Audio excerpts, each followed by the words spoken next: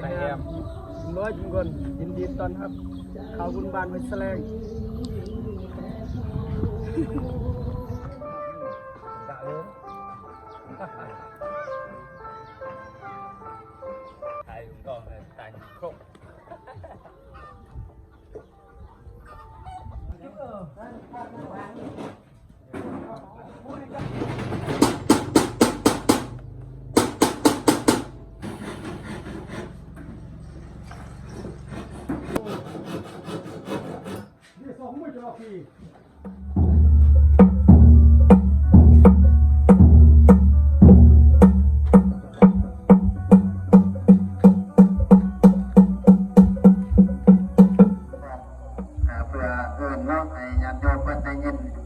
อยู่ทางบ้านแม่ตีกล้องอยู่ที่นายกเทิงกันดีเนาะอันนอกก็ได้ต่องานเนาะได้คืองานต่อตาเนาะงานต่อมาแล้วเนาะบอกคือมาเที่ยงที่เนี่ยเราจดซื้อเราจดรุ่นเนาะคอนโดครอบครัวบ้านเนาะราคานิดนึงเนาะการโฆษณาได้มันจะได้ราคาอยู่รถละเดี๋ยวรถละ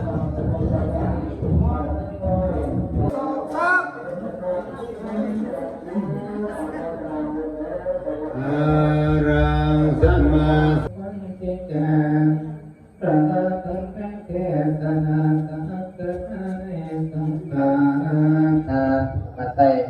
ที่เอาดาวไปก็เอาทิศนี้ไว้เอาง่ายๆคือทิศนี้ดังหอกกองประทัดแล้วเนื้อยันโยมเด้อ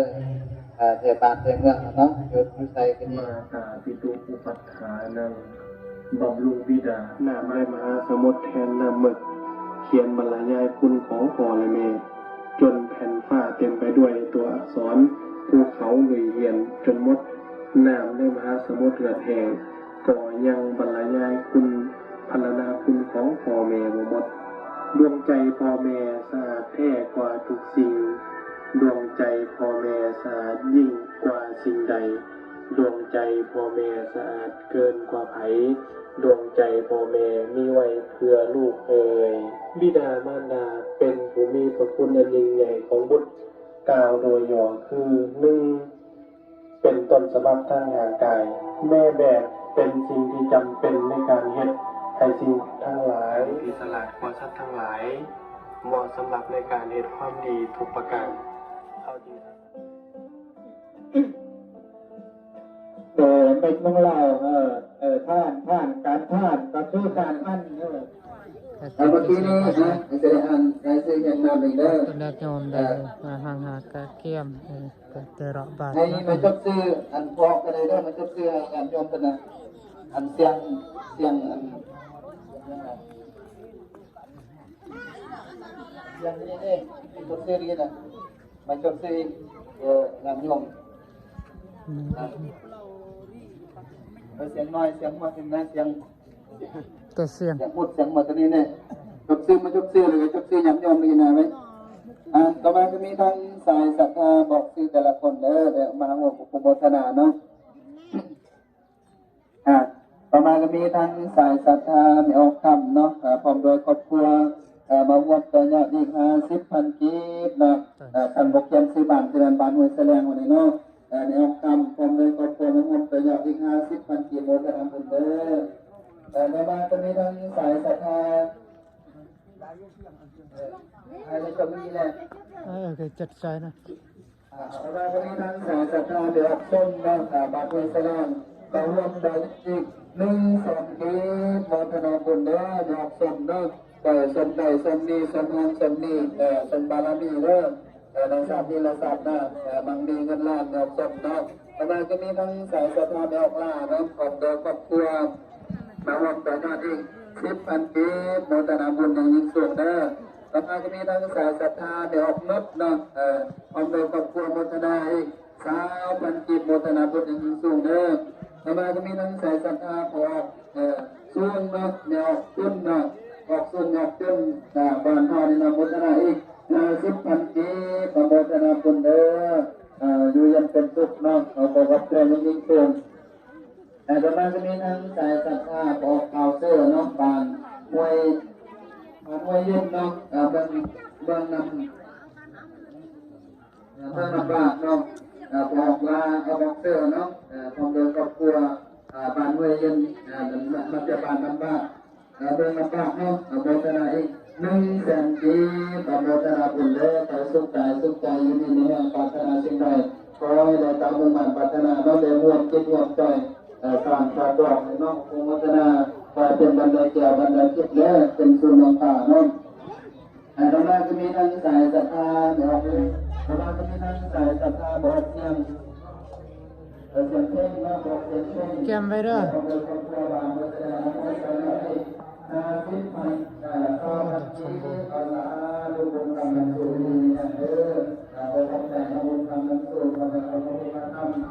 ณผู้ให้พยาบาล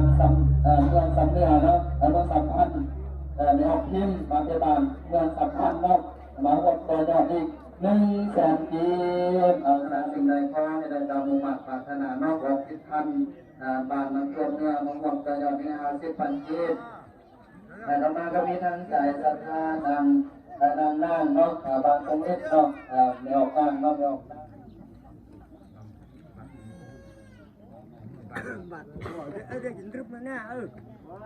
มันสาธุสาธุเนาะมาตอนยังจำยังดีเนี่ยเราขอที่แล้วมาห้องให้ได้โมทนาบุญออกกันพรออกกันใส่เนาะออกกันพรกันใส่โมทนาบุญชาวบ้านที่คนเดินครอบครัวสาธุเ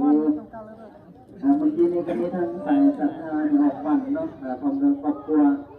มาหมดตัวยอดดี10,000 ปีมาในแสดงออกนิดเนาะบอกเราเนาะคนเดินครอบครัวบ้านห้วยแสดงวันนี้เนาะแต่หมดมาหมดตัวยอดอีก30,000 ปีโมทนาบุญเดิมต่อมาก็มีทั้งสายศรัทธามีออกบ้านเนาะออกเช่นเนาะคนเดินครอบครัวเนาะมันใส่เครื่องเนาะใส่ในบ้านเฮานี่หน่อยคนละนิดน้อยเนาะในออกบ้านออกเช่นเนาะเป็นเช่นบ้านโมทนาอีก50,000 ปีโมทนาบุญบุญกรรมน้ำสูบซีดีขายมาเด้อบางนี้เงินล้านด้วยเนาะบอกสินะเนาะความสุขความเจริญ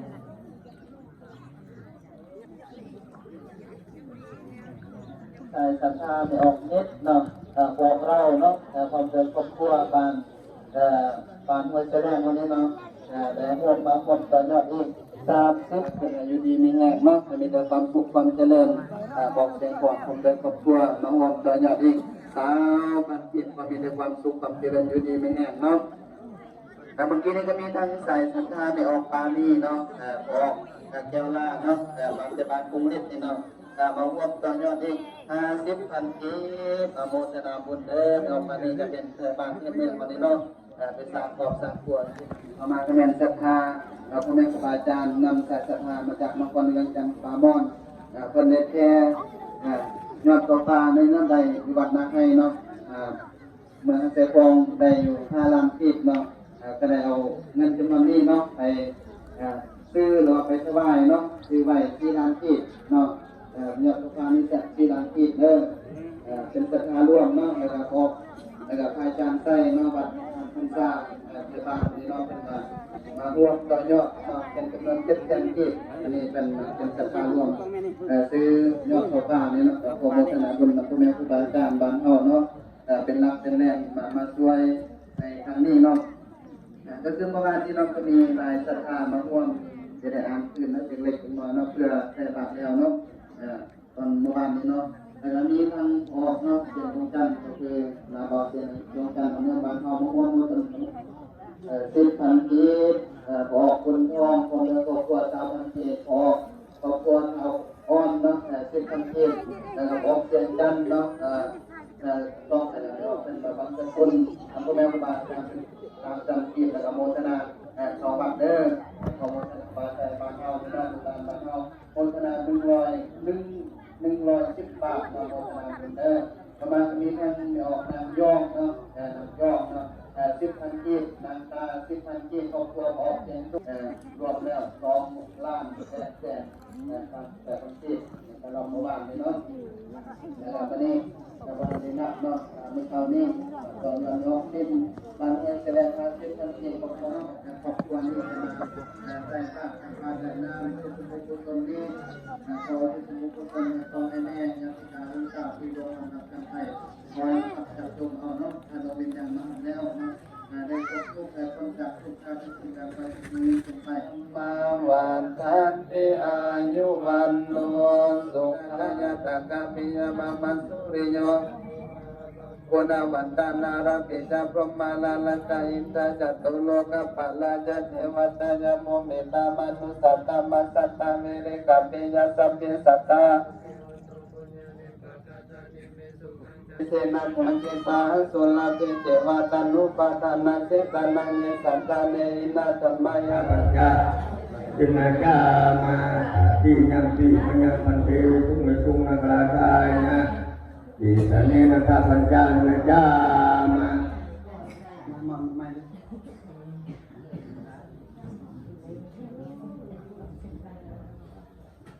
Nanti kan saya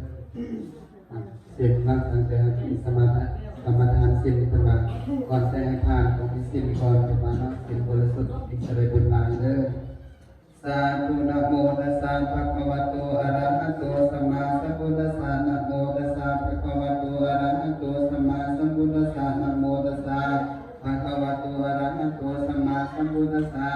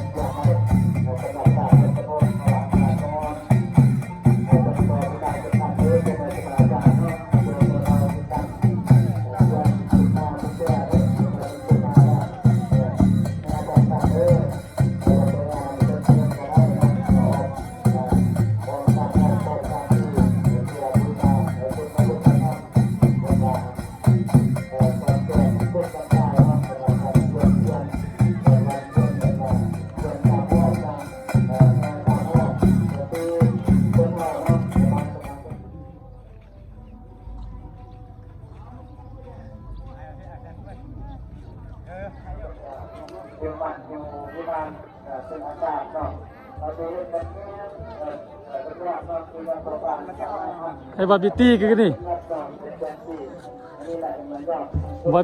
Babita ke ni? Oh, tak lagi ke plan. Oh, ni pun saya.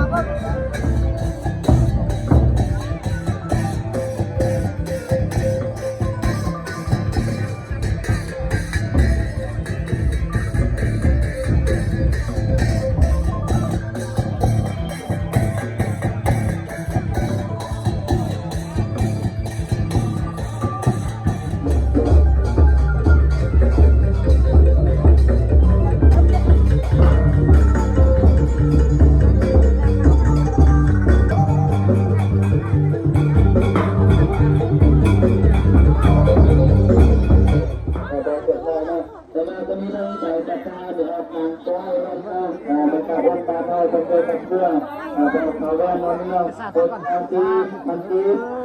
ก็น่าจะมีการใส่ปากกาใส่การใบเรื่อง turun di tanah di jeruk lain turun di tanah kan turun di tanah turun di jeruk ni karena dewan nanuan na banato kaya penayunan tetapi pai boleh ada lagi yang ketebut macam deh